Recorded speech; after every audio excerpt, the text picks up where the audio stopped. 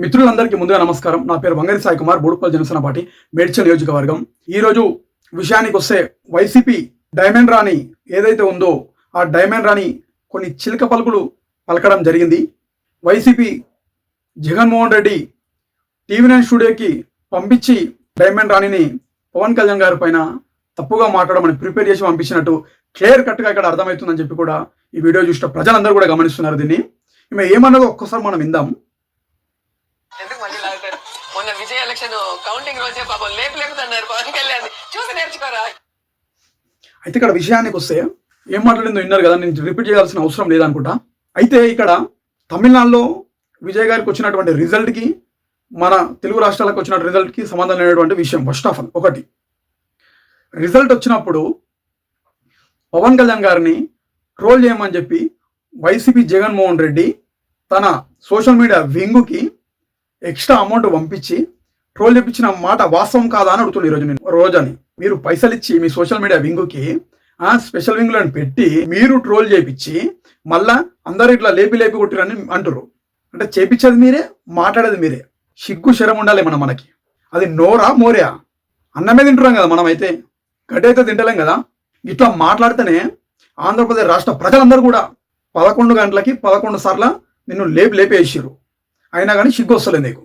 మేము మాట్లాడొద్దు అని అనుకున్నా కానీ ఇట్లాంటి మాటలు మాట్లాడినప్పుడు కూడా నాలాంటి ఒక జన సైనికుడు కానీ, ఒక పవన్ కళ్యాణ్ గారి వీరాభిమానుడు కానీ రియాక్ట్ కాకపోతే చూసే ప్రజలందరూ నన్ను అవలాలని అనుకుంటారు. అవునా కాదా? కాబట్టి ఒక బాధ్యతాయుతంగా మాట్లాడితే బాగుంటుంది.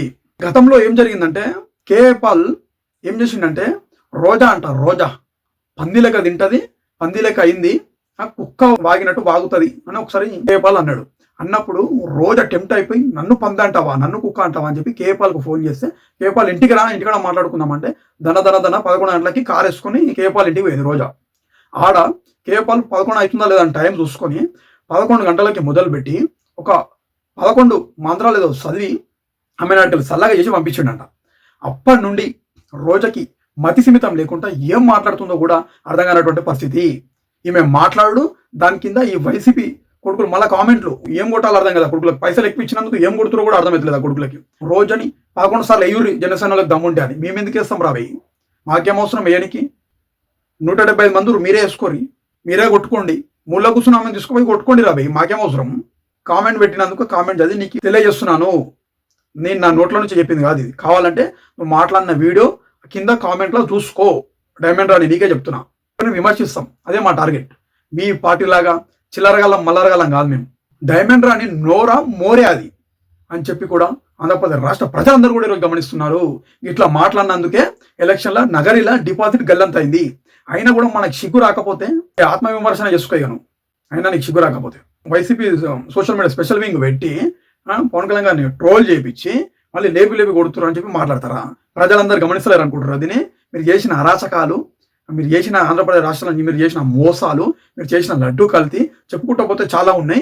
ఇవన్నిటికీ శిక్ష అనుభవిస్తారు. ఎమ్మెల్యేగా ఉండి ఒక మంత్రిగా పనిచేసి నువ్వు మాట్లాడుతున్న మాటలు ఇవ్వ అని అడుగుతున్నా ఈరోజు నేను. ఇట్లా మాట్లాడుతున్నాయి కదా నగరిలో డిపాజిట్ గల్లంతు చేసి 11 గంటలకి 11 సీట్లకు అంకితం చేసి ఎలగొట్టారు.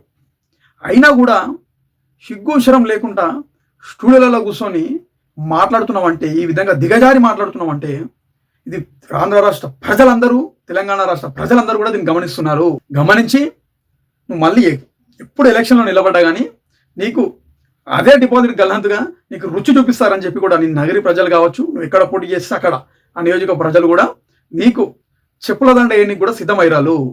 కాబట్టి నోరు అదుపులో పెట్టుకుని మాట్లాడితే బాగుంటుంది. ఆంధ్రప్రదేశ్ రాష్ట్ర ఉప ముఖ్యమంత్రి వర్యులు పవన్ కళ్యాణ్ గారిని పట్టుకొని ఆ విధంగా మాట్లాడతావా? ఇట్లా మాట్లాడినందుకే గట్లా చేశారు. ఇప్పటికైనా డైమండ్ రాని నోరు అదుపులో పెట్టుకొని కరెక్ట్గా మాట్లాడితే బాగుంటుంది అని చెప్పి కూడా జనసేన పార్టీ తరఫున నీకు తెలియజేస్తున్నాను. వైసీపీ పార్టీల ఒక సిద్ధాంతాలు ఉండేవి, ఒక మన్ను ఉండదు, ఒక మశానం ఉన్నది. ఏం పార్టీ, ఏం సిద్ధాంతాలు, ఏం నేర్చుకుర్రు, ఏం మాటలు అవి? ప్రతి ఒక్క మంత్రిని, ప్రతి ఒక్క ఎమ్మెల్యేని, ప్రతి ఒక్కరిని గమనించండి. వైసీపీలో ఉన్న వాళ్ళని ఏం మాట్లాడతారు? ఈ నోరా మోరే అది ఏం మాట్లాడతారు కూడా అర్థం కాదు. సింగల్గా వస్తుంది సిద్ధం అని చెప్పి మొత్తం రాష్ట్రం అంతా ఫ్లెక్సీలు వేయించుకున్నారు.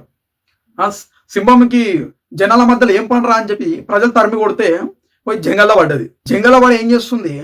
ఆ జంగల్ నుంచి దారి తప్పి ఎప్పుడో ఒకసారి బయటకు వచ్చి గన్న అంటాడు, ఒకసారి గొడ్డెలు అంటాడు, ఇంకోటి ఏదో అంటాడు. ఇట్లనే మాట్లాడితే మాత్రం వచ్చే ఎలక్షన్లో కూడా 11 పోయి 1 అవుతుందని చెప్పి కూడా జనసేన పార్టీ తరఫున వైసీపీ రాష్ట్ర నాయకత్వానికి తెలియజేస్తున్నాను. జై హింద్.